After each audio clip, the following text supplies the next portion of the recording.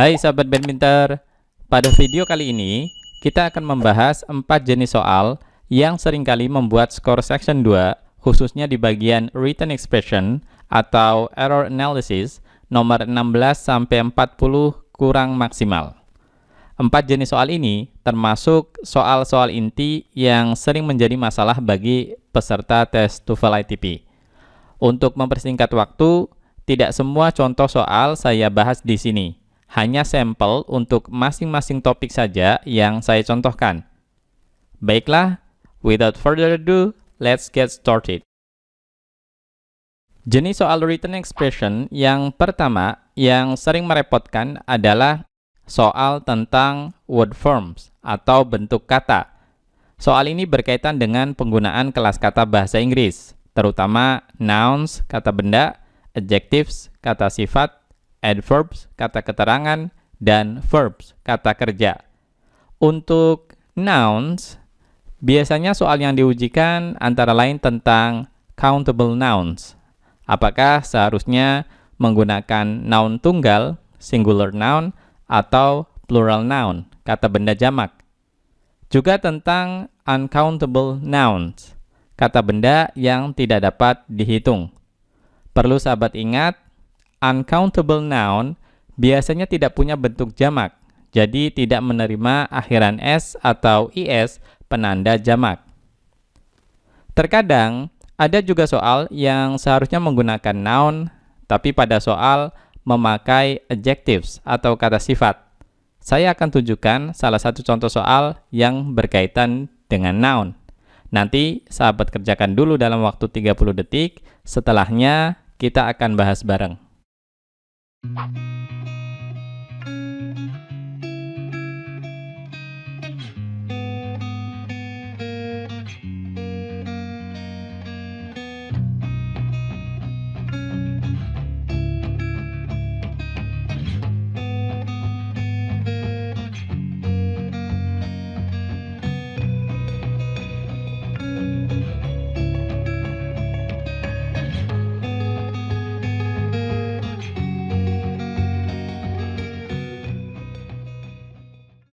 Carl Rogers' client-centered therapy is now widely employed and is among the most influential technique in modern United States clinical psychology.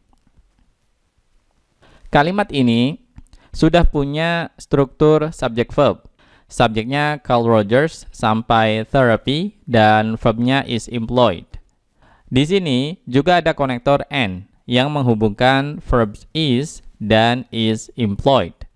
Kedua verbs ini subjeknya sama, Carl Rogers sampai therapy. Pilihan A, adverb widely, tidak ada error. Widely menjelaskan verb is employed. Pilihan B, superlative the most, juga tidak ada error. Most digunakan karena adjective influential lebih dari 2 suku kata. Pilihan C, teknik, ini yang kita pilih, karena ada error di sini. Teknik seharusnya plural techniques, karena sebelumnya ada preposisi among yang menunjukkan noun setelahnya plural atau jamak.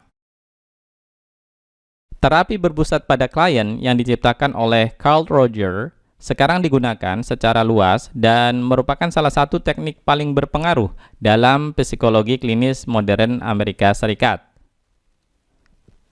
Pilihan D, clinical psychology, tidak ada error.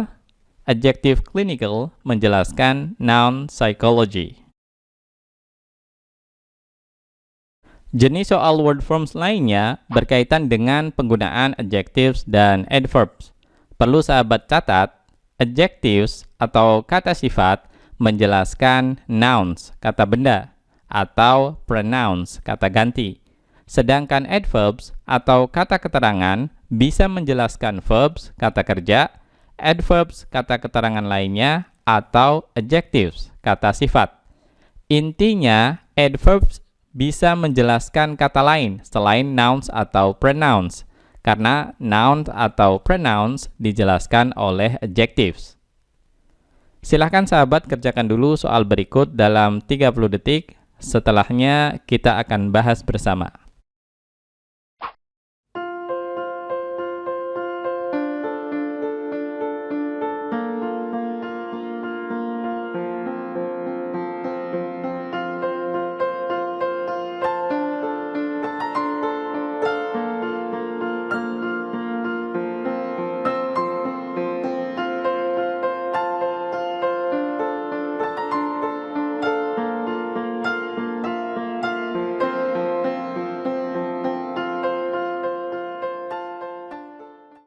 Because of their rapidly changing economically fortunes, many frontier towns of the American West underwent spectacular fluctuations in population in the 19th century.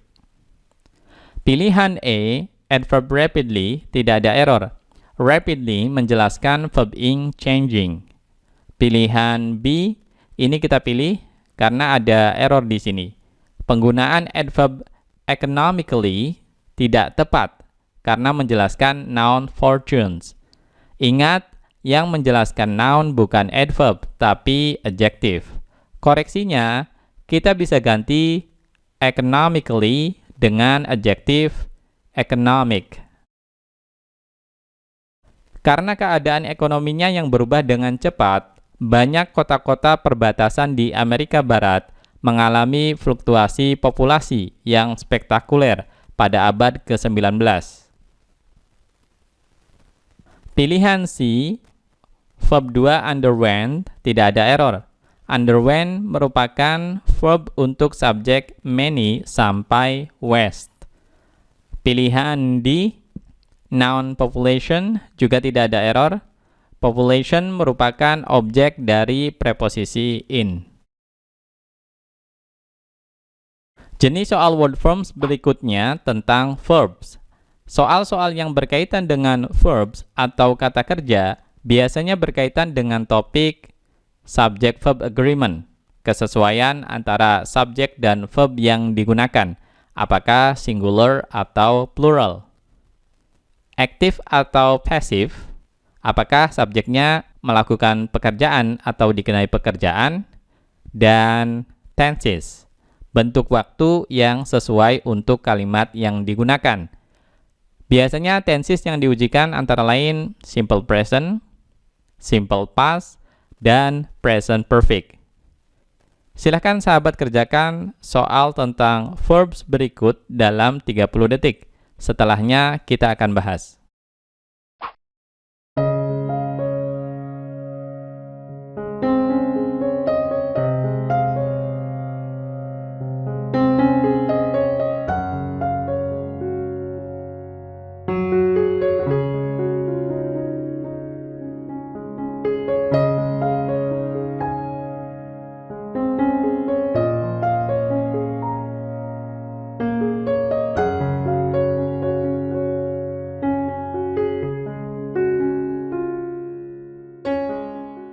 Since prehistoric times, artists have been arranged colors on surfaces in ways that express their ideas about people, the world, and religion. Pilihan A, have been, kita pilih karena to be been tidak diperlukan di sini. Kalimat ini lebih tepat menggunakan bentuk active, bukan passive. Have arranged sebagai verb dan subjeknya artist. Sejak zaman prasejarah, para seniman telah mengatur atau menata warna-warna pada permukaan dengan cara yang mengekspresikan gagasan mereka tentang manusia, dunia, dan agama. Pilihan B tidak ada error. Prepositional phrase in ways sudah tepat. Pilihan C, express, juga tidak ada error. Express sebagai verb untuk subjek that, yang juga berfungsi sebagai konektor adjective clause. Pilihan D, tidak ada error. Penggunaan prepositional phrase about people sudah tepat. Jenis soal written expression yang kedua yang cukup menyulitkan adalah soal yang berkaitan dengan verbals, yaitu bentuk kata kerja seperti verb ing, verb 3, dan to infinitives. Contoh untuk verb ing misalnya playing. verb 3 played, dan to infinitive to play. Contoh lainnya seperti stealing, stolen, dan to steal. Perlu diingat, untuk verb ing seringkali berfungsi sebagai nouns atau istilahnya gerunds, atau bisa juga sebagai adjectives, istilahnya present participles. Untuk verb 3 atau past participles biasanya berfungsi sebagai adjectives, dan to infinitives bisa berfungsi sebagai nouns, adjectives, atau adverbs. Berikut adalah contoh kalimat untuk masing-masing verbal. Untuk verb ing, misalnya, stealing is a serious crime that can result in severe consequences. Mencuri adalah kejahatan serius yang dapat mengakibatkan konsekuensi yang berat atau parah. Stealing di sini sebagai noun atau gerund yang menjadi subjek kalimat. Contoh berikutnya, the thief stealing jewelry from the display case swiftly slipped out the back door. Pencuri yang mencuri perhiasan dari etalase dengan cepat menyelinap keluar melalui pintu belakang. Stealing pada kalimat ini berfungsi sebagai adjective yang menjelaskan noun thief. Ada makna yang dan maknanya aktif, yang mencuri. Untuk verb 3 atau past participle, misalnya, the company's reputation was tarnished by the scandal involving the money stolen from its investors. Reputasi perusahaan itu tercoreng atau tercemar akibat skandal menyangkut uang yang dicuri dari para investornya. Stolen di sini berfungsi sebagai adjective yang menjelaskan noun money. Ada makna yang dan maknanya pasif, yang dicuri. Selanjutnya, contoh untuk to infinitive. To steal is to take something that doesn't belong to you without permission. Mencuri adalah mengambil sesuatu yang bukan milikmu tanpa izin. To steal pada kalimat ini berfungsi sebagai noun yang menjadi subjek kalimat. Contoh lainnya, he was the first man to steal a car in the neighborhood. Dia adalah orang pertama yang mencuri mobil di lingkungan tersebut. To steal di sini sebagai adjektif yang menjelaskan noun man. Contoh berikutnya, the hacker manipulated the security system to steal sensitive information from the company's database. Peretas atau hacker tersebut memanipulasi sistem keamanan untuk mencuri informasi sensitif dari database atau basis data perusahaan. To steal di sini sebagai keterangan yang menunjukkan makna purpose atau tujuan. To steal sama dengan in order to steal. Selanjutnya, silahkan sahabat kerjakan soal verbal berikut dalam 30 detik. Setelah itu, kita akan bahas bersama.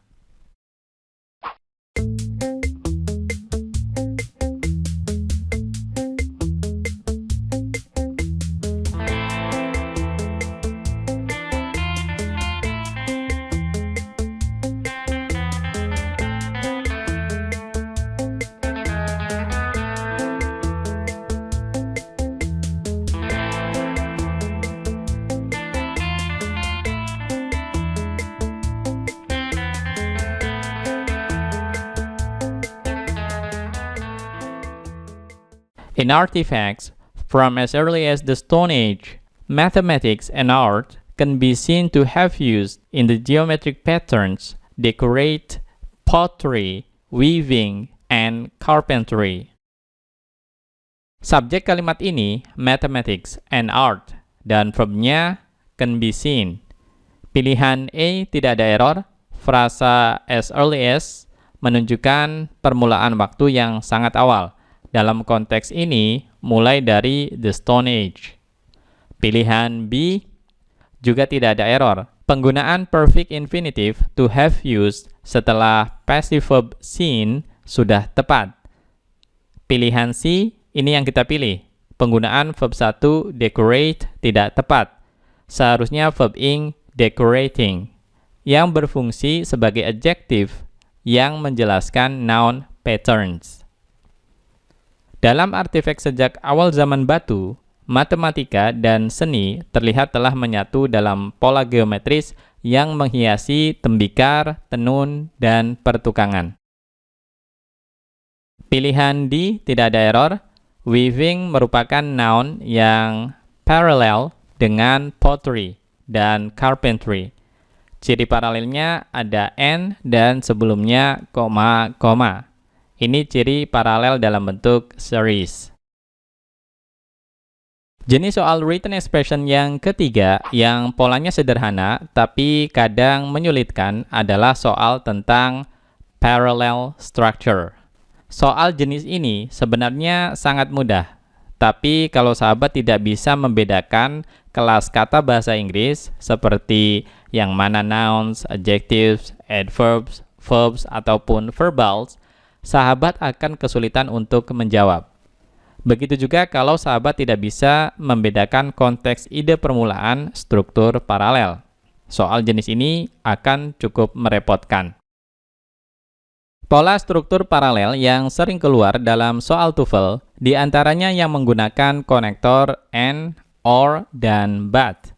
Yang sering muncul biasanya and atau or, yang menggunakan pola series. A, B, N atau or C. A, B, C di sini strukturnya biasanya paralel atau sama. Kalau noun, noun semua, kalau adjective, adjective semua, dan seterusnya. Pola lain yang sering diujikan, antara lain yang menggunakan paired conjunctions, atau kata penghubung yang berpasangan. Selain pasangannya harus sesuai, both dengan and, either dengan or, neither dengan nor, dan not only dengan but also, titik-titik di sini juga biasanya perlu diisi dengan struktur yang paralel atau sama. Silakan sahabat kerjakan soal parallel structure berikut dalam 30 detik. Setelah itu kita akan bahas bareng.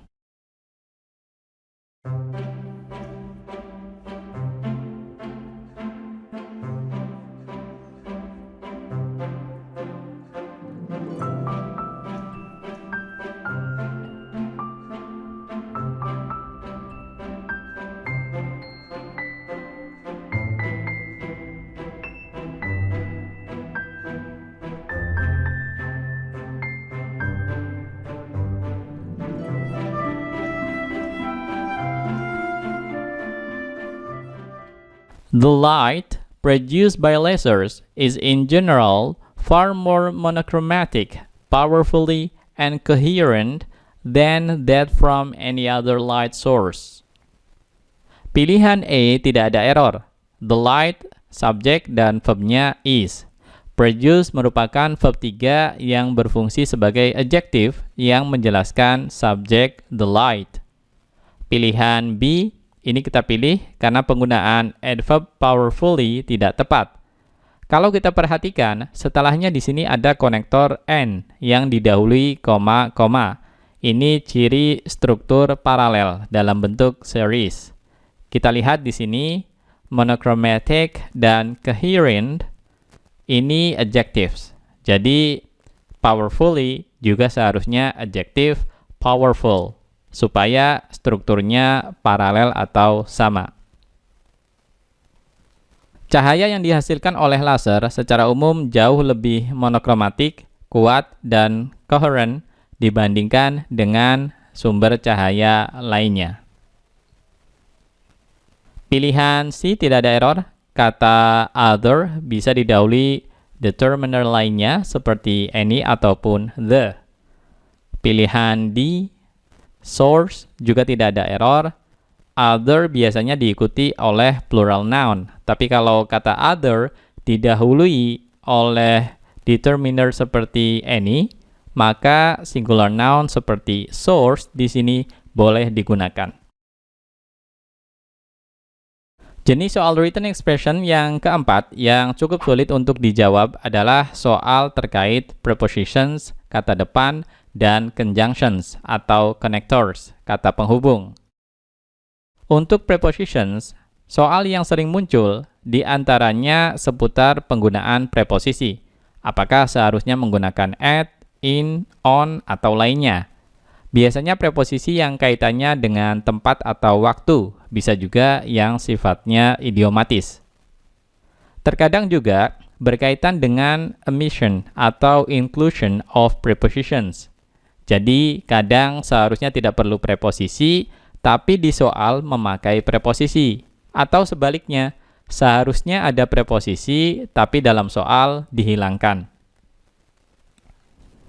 Untuk conjunctions atau connectors, baik connectors found voice, adjective clause, noun clause, atau adverb clause, biasanya soalnya seputar penggunaan konektor yang benar. Apakah seharusnya menggunakan konektor what atau that? Bisa juga antara which atau who, dan sebagainya. Jadi sahabat perlu menguasai jenis-jenis connectors dalam struktur klausa bahasa Inggris. Sebagai pengantar, sahabat bisa cek video Ben Pinter yang membahas compound dan complex sentence. Seringkali, soal yang keluar juga berkaitan dengan penggunaan antara prepositions dan conjunctions. Apakah yang benar menggunakan prepositions atau justru seharusnya menggunakan conjunctions atau connectors? Selanjutnya silakan sahabat kerjakan dulu soal terkait preposition berikut dalam 30 detik. Setelahnya kita akan bahas.